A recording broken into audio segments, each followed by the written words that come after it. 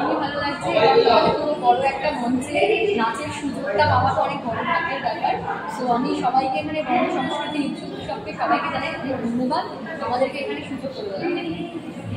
তৃতীয় ফাউন্ডেশনে আজকে যে কর্মকাণ্ড দেখছো যারা নতুনদের পারফর্ম করছে তাদেরকে তুমি কি বলছো?